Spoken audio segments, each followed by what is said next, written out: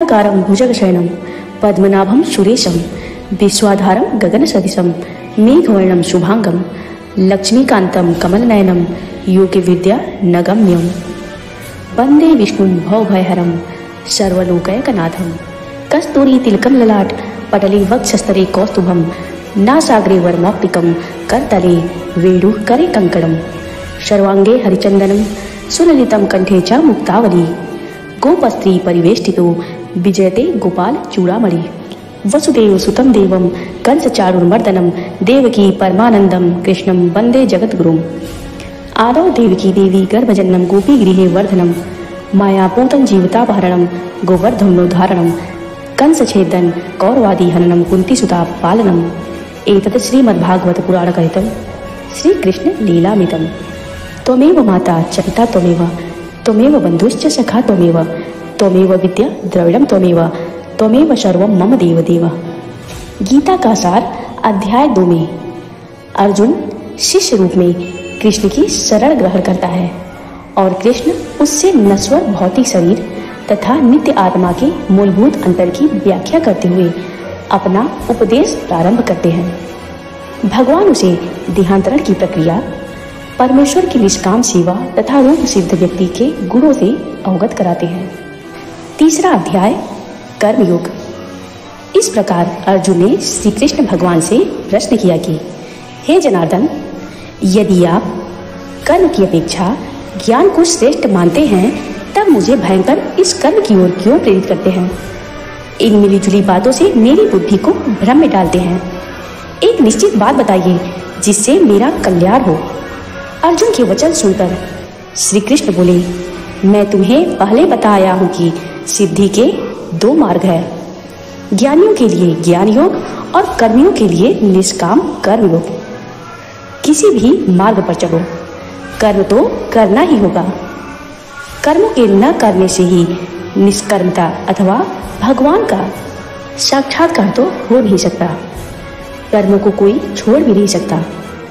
प्रकृति के अधीन उसे सोना, उठना आदि कर्म करने ही पड़ते हैं। जो मूल बुद्धि हट से इंद्रियों को रोककर मन से उनके भोगों का ध्यान करता है वह दंभी कहलाता है। हाँ, जो पुरुष इंद्रियों की लगाम मन से थामे हुए भोगों में लिप्त हुए बिना कर्म इंद्रियों से कर्म करता है वह श्रेष्ठ है। इसलिए तू कर्म तो कर ही, न करने से कर्म करना सदा अच्छा है। बिना कर्म जीवन निर्वाह भी नहीं हो पाएगा। हे अर्जुन, जो कर्म भगवान के निमित्त नहीं किए जाते हैं वे मनुष्य को इस आवागमन के चक्कर में बांधते रहते हैं। इसलिए निष्काम होकर कर्म कर। ब्रह्मा ने प्रजा की रचना के साथ यज्ञ बनाकर आज्ञा दी कि यज्ञ द्वारा तुम लोग बढ़ोगे। यह यज्ञ तुम्हारा कामधेनु रहेगा। तुम लोग यज्ञ द्वारा देवताओं को संतुष्ट करो, वे तुम्हें उन्नत करेंगे। इस प्रकार परस्पर उन्नति करते हुए परम कल्याण को प्राप्त होगे। यज्ञ से प्रसन्न किए देवता तुम्हें इच्छित भोग पहुंचाएंगे। इन भोगों को जो इन्हें दिए बिना भोगता है वह निश्चय चोर ही है। यज्ञ से बचे भोगों को भोगने वाले श्रेष्ठ पुरुष सब पापों से मुक्त रहते हैं और जो केवल अपने लिए भोग जमा करते हैं वे निश्चय पाप ही पाप भोगते हैं। यह सृष्टि चक्र ऐसा है कि सब प्राणी अन्न से पैदा होते हैं। अन्न की उत्पत्ति वर्षा से और वृष्टि की रचना यज्ञ से होती है। यज्ञ का अर्थ है सरोकार कर्म। यह ब्रह्म अर्थात वेद ज्ञान से और ज्ञान अविनाशी परमात्मा से मिलता है। इस प्रकार सर्वव्यापी परमेश्वर की प्रतिष्ठा सदा यज्ञ में है। जो पुरुष इस सृष्टि चक्र के अनुसार नहीं बरतता वह पापी व्यर्थ ही जीता है, परंतु जो पुरुष आत्म तत्व में लीन और उससे संतुष्ट रहता है उसके लिए कुछ भी कर्तव्य नहीं है। इसलिए हे अर्जुन, तू अनासक्त रहकर कर्म करता जा। इस प्रकार कर्म करने वाला मनुष्य ईश्वर को प्राप्त करता है। जनक आदि संतों ने ऐसे ही कर्मयोग से सिद्धि पाई थी। फिर लोक हितार्थ भी कर्म करने ही चाहिए, कारण कि भले आदमी को देख दूसरे पुरुष उसका अनुसरण करते हैं। हे अर्जुन, मुझे ही देख, तीनों लोकों में मुझे सब कुछ प्राप्त है, तो भी मैं संध्या, तर्पण, पितृ सेवा आदि सत्कर्म तो करता ही हूँ। यदि मैं आलसी हो सत्कर्म भी त्याग बैठूं, तब मुझको देख सभी सत्कर्मों को छोड़ बैठेंगे।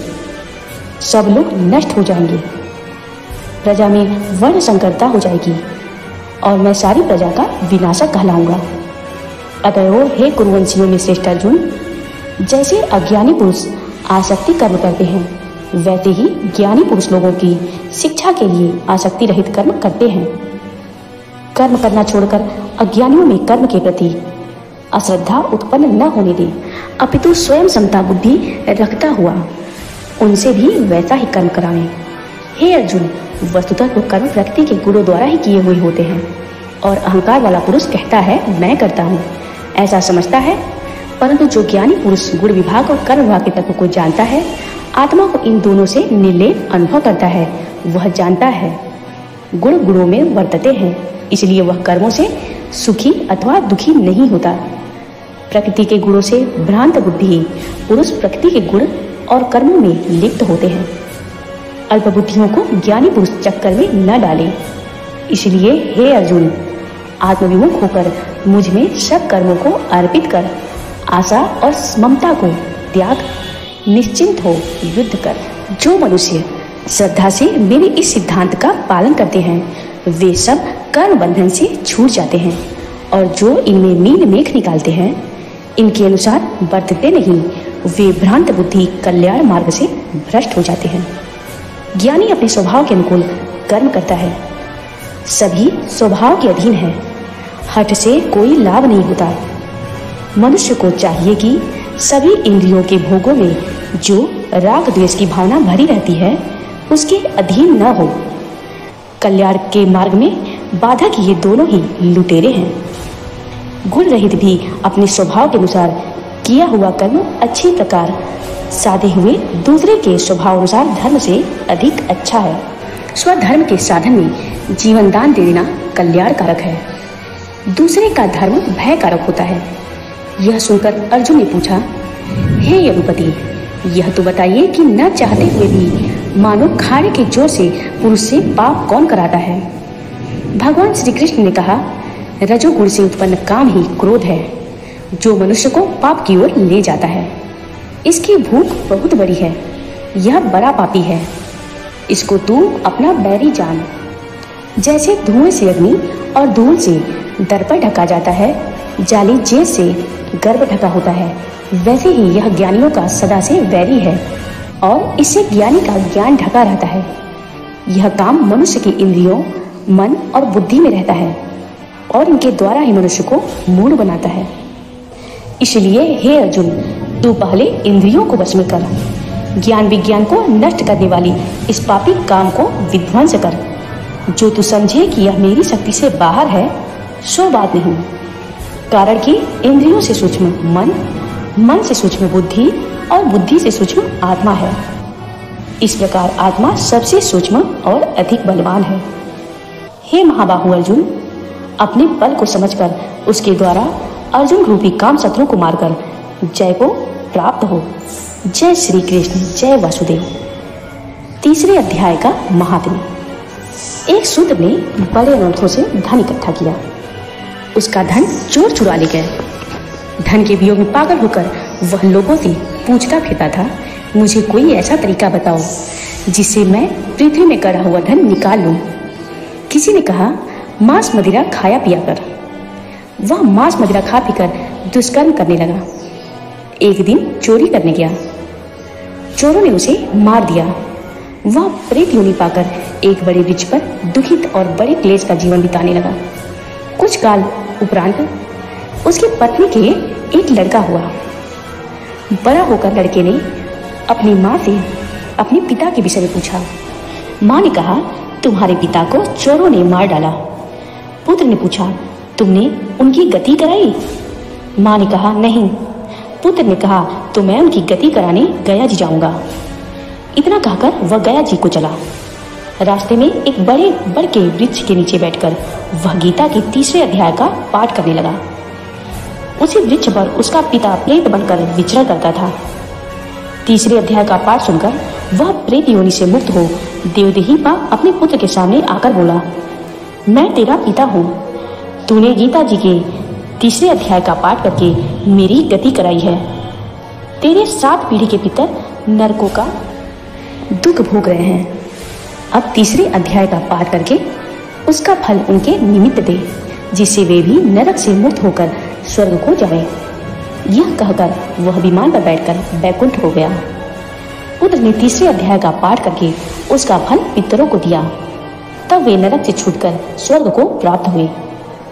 धर्मराज के पास दूतों ने आकर कहा कि नरक खाली हो गया है, वहां के जीव स्वर्ग को चले गए। धर्मराज चिंतित होकर उसी समय श्री नारायण जी के पास आए और बोले, भगवान, जो जीव जन्म जन्मांतर के पापी थे उन्हें आपके दूत बैकुंठ को ले गए हैं।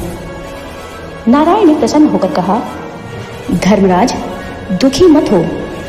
अब से जो जीव गीता का पाठ करे अथवा श्रवण करे या कोई जीव गीता पाठ करके उसका फल किसी दूसरे जीव को दे तो उसे भी नरक में मत भेजना।